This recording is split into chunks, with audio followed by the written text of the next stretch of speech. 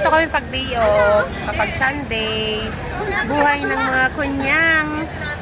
Ayan, pahiga-higa. Kahit saan na lang humiga. Bakit? Kahit saan na lang maglatag ng banig. Ayan, dito kami. Ayan, nagpipicture sila para meron silang souvenir dito sa Hong Kong. Okay.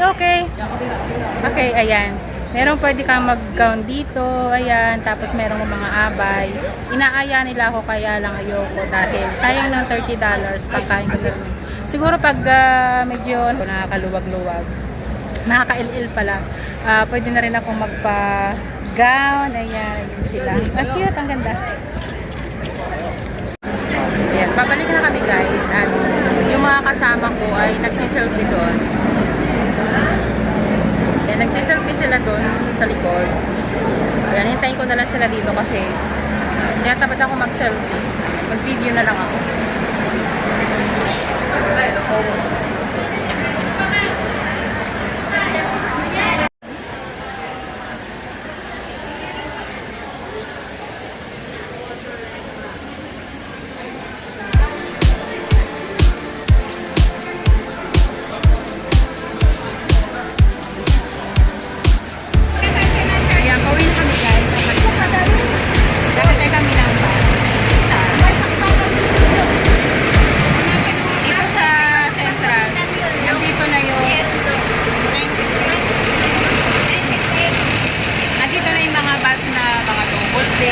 Pero doon sa Yunlong, ang mga bus lang doon ay yung minibus lang.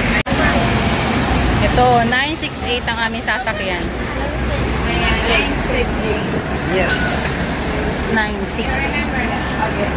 Next time. Yes. 968.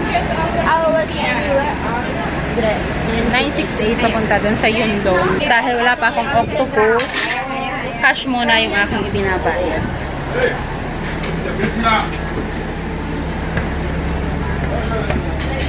Sino daw? Ewan ko. Dito tayo sa huli. Oh, okay. Ayan, dito kami sa... Be careful. Ay, sorry. I'm sorry. Let's go there. You want to stay there? It's okay. Sit down already. Huwag na kayo na dyan. Dito kami. Ayan. Ay.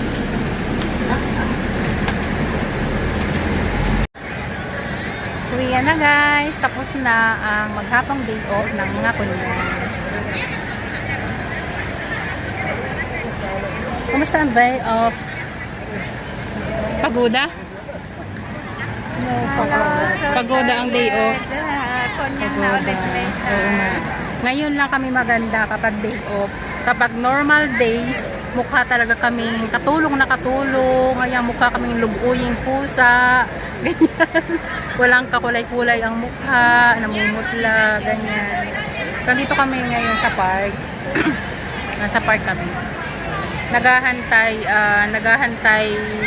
sa oras para umuwi sa aming mga amo.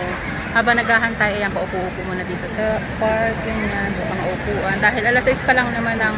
Alas 7 na, Bre? Alas 7 na? Yes. O, mga 7:30 tayo or mga 7:20.